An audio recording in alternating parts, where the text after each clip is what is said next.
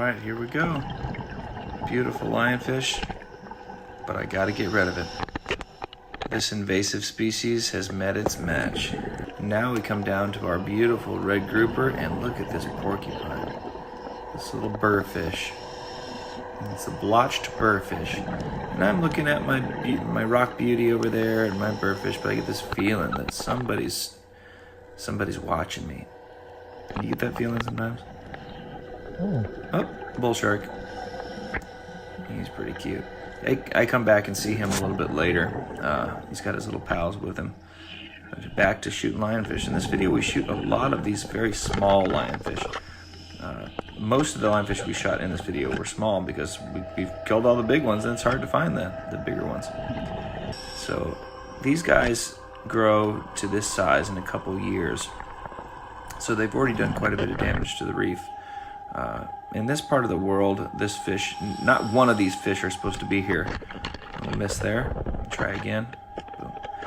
So we want to get as close to zero as possible. Because they have no predators, we need to remove. Whenever we see them, that's all we do is get rid of lionfish and lionfish only.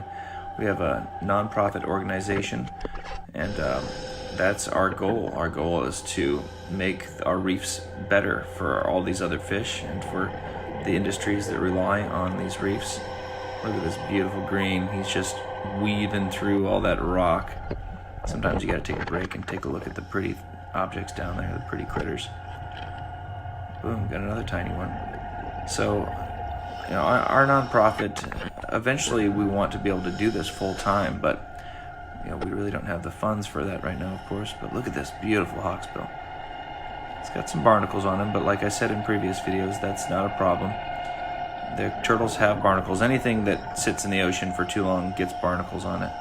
Sometimes turtles get a little sickness where the barnacles can take over a lot more, and they end up getting in the soft parts in between the arms, and that's when the barnacles can really cause a problem. But in this case, it's not a big deal. See how the lionfish went completely limp there?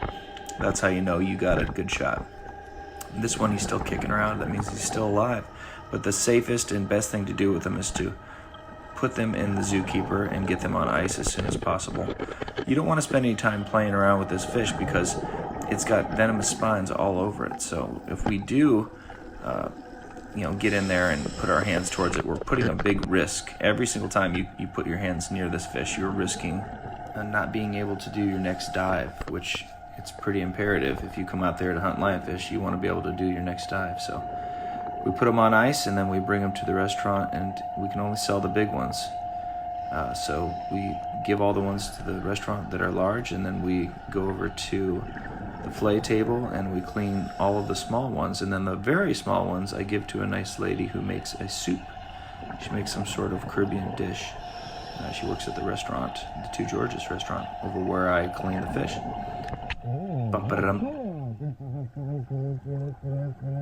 Got a little barracuda there for you guys.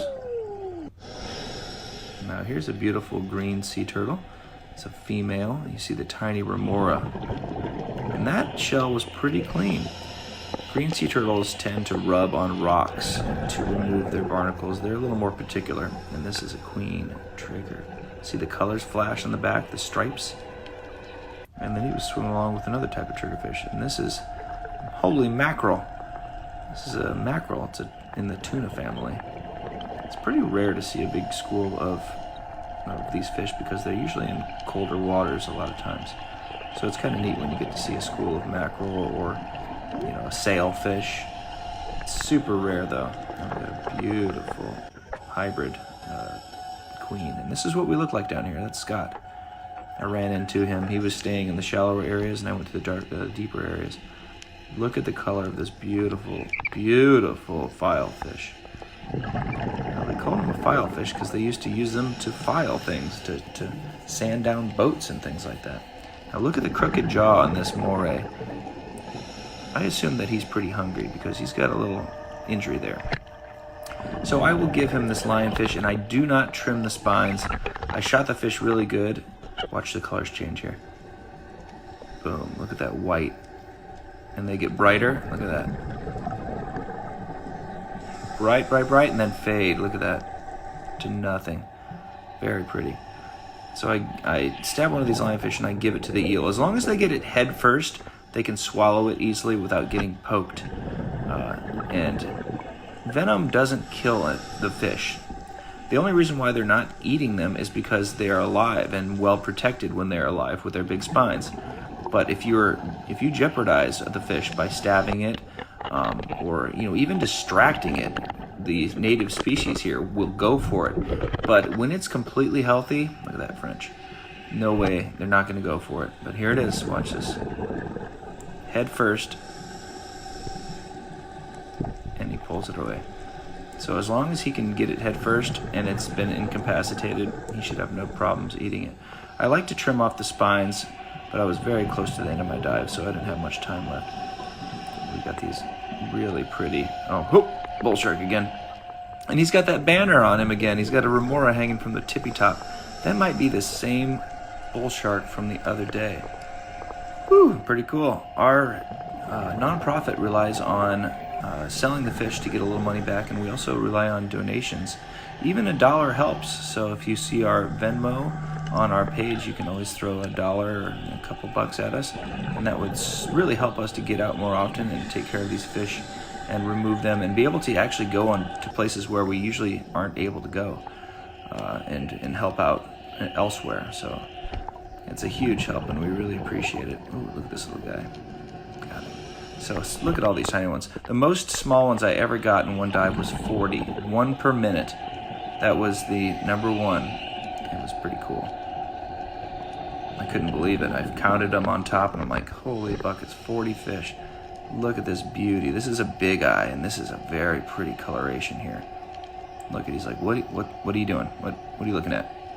Hey, bro, what do you want? Super cute. All those sponges in the background and soft corals. That's what we're known here in Florida. Let's end it with a nice jellyfish. Thanks for watching Lionfish Extermination Corporation. We appreciate it, guys. Don't have too much fun.